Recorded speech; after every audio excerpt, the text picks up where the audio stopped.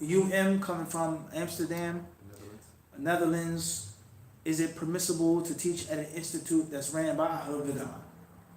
As we've said before and explained, the scholars of Islam have laid down principles and details. And I'll mention a few of them bi'idhnillahi ta'ala. First and foremost is, and this is very dangerous, we have to be careful of who we call Ahlul Bidah. Because in 2018, it's been going on for many years, and I myself can say and admit I was a part of it. And I was influenced and poisoned by it for many years out of my life. And many of those who know me for years, they know this, that I was a part of it. They call Ahlul Bidah anyone and everybody. Anyone who goes against their specific way, Ahlul Bidah. Anyone who disrespects them or their sheikh or doesn't agree with their ijtihad or doesn't walk their tightrope, what? Ahlul Bidah. You come in, you dress like this, you're Ahlul Bidah. So oftentimes people, they deem people Ahlul Bidah improperly. So you may teach at a school or an institute or a masjid in which they are not Ahlul Bidah. Do they do everything right? Not necessarily. Do they have mistakes with them? Things that they're doing that are wrong? Yes. They may be actually making bid'ah, but that doesn't mean that they're Ahlul Bidah. So deeming someone to be an innovator or from the people's traditions is dangerous. And oftentimes it's misused and abused. And oftentimes it's thrown around against one's opponent. You're better than me, you're Ahlul Bidah. We don't agree, we differ on an issue, we're Ahlul Bidah. And that's dangerous. So first and foremost is, who is Ahlul Bidah? And as we have said before, I say right now, I do not deem an ignorant, layman, cab-driving Muslim who migrated to the United States to make money and have a better life and a higher quality life to be Ahlul Bidah. He's a layman Muslim. He doesn't know any better. He practices what he learned in his country, what he was taught in the madrasa or the madrasa in his country. That's it. Is he stubborn? Is he heedless? Is he turning away from learning what's correct? Is he racist? Is he this? Maybe. But to deem him Ahlul Bidah, the normal 9 to 5 Muslim that are ignorant, they love Allah and His Messenger. They listen to whoever comes on the minbar and speaks. They take from those who are in front of them. To deem them Ahlul Bidah because they don't call themselves Salafi, or they don't know who this sheikh is, or they don't dress like that, is very dangerous and is very perverse. And it is a sick methodology that has caused a great deal of harm, a great deal of danger, and a great deal of stagnation to the true da'wah, to spreading of the spreading of the sunnah. So that's dangerous. That's first and foremost. So you may be in a place in which you're not actually Ahlul Bidah. Secondly is, if they actually are Ahlul Bidah, who are you teaching there? What is your level of knowledge? What is your level of skill? Will you be influenced by them, or will you influence them? Have they placed conditions on you or not placed conditions on you? Do you have a free hand to teach or not? Is there need to go there, or is there another place to go there? Do you have your own center? There are details. There is no one rule. And anyone who says that you cannot go there and teach, they're wrong. And anyone who says that you can go there absolutely without no details, they're also wrong. Rather, it has to be tafsir. And we've learned that the ignorant person hates details, because details require thought. And ignorant people do not like to think. It hurts them to think. They're allergic to using their brains. And that's what the Quran clearly tells us. وَإِذَا قِيلَ لَهُمْ, and when it is said to them, اتَّبِعُوا مَا, follow what Allah has sent down, what Ar-Rahman has sent down. They say, بَلْ نَتَّبِعُوا مَا أَلْفَيْنَا عَلَيْهِ آبَاءَنَا مَا وَجَدْنَا عَلَيْهِ آبَاءَنَا. Well, our forefathers were upon. Even though their forefathers لَا يَعْقِلُونَ شَيْئًا, had no sense, had no knowledge, had no guidance. Because they don't think. They don't think about their aliha. They don't create anything, Allah says. They don't give life. They don't give death. They don't do anything. But they don't think. So the greatest danger upon the Muslim is lack of critical thinking. Lack of critical thinking.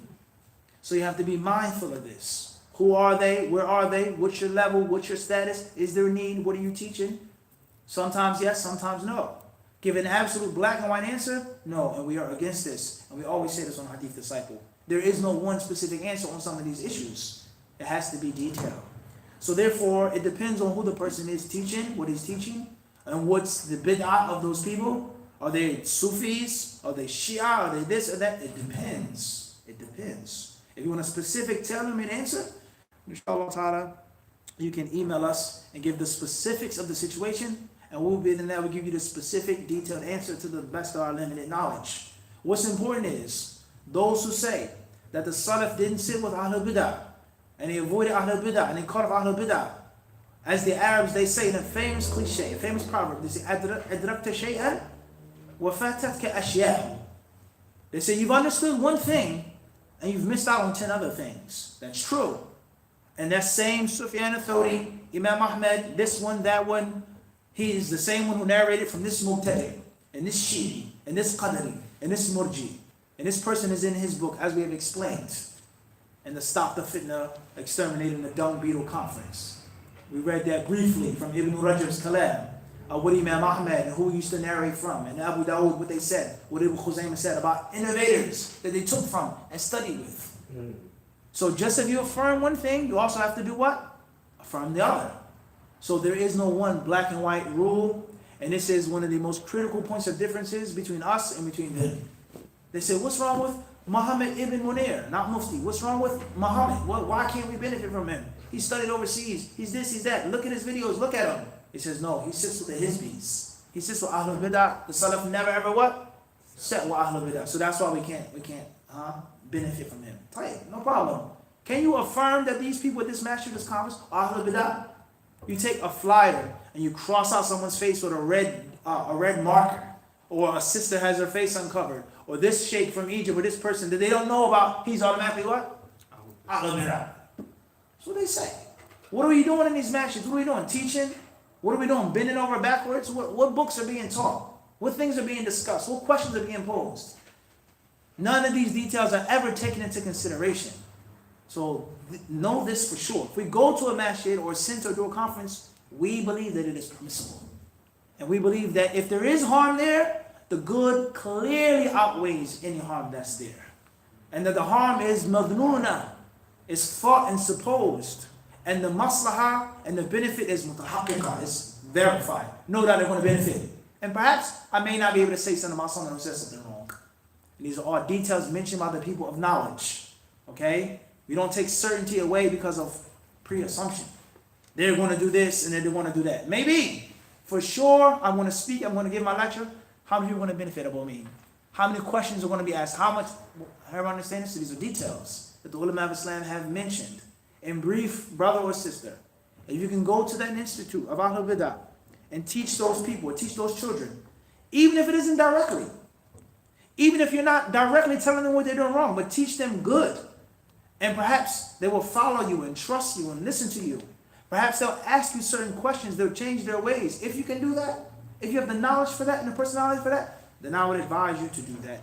And you have a qudwatun hasanatun, a good example of the ulama of Islam. What did Sheikh Muqbil rahimahullah ta'ala do? People quote Sheikh Muqbil, Damaj, Sheikh Muqbil, Ahlul Bid'ah, Sheikh Muqbil, Damaj. What did Sheikh Muqbil do when he came back to Yemen, when he left Saudi? What did he do? What books was he teaching? How did he establish the match? How many matches did he get kicked out of? What was he teaching? Read his life biography. And you'll see the hypocrisy of the people who say they're from the match. And they studied the match for 20 years. And they're not following the legacy of Sheikh Muqbil. You'll find it. And see what Sheikh Muqbil did and how he compromised. And the other mashayikh, what they didn't teach in the beginning. And how they had to earn the people's trust and love and loyalty through other sciences. Then they taught them aqeedah and other things. Read the biographies. And you'll find how much you've been lied to. So that's my advice. The Prophet says, he says, he who can benefit his brother should do so. Next question.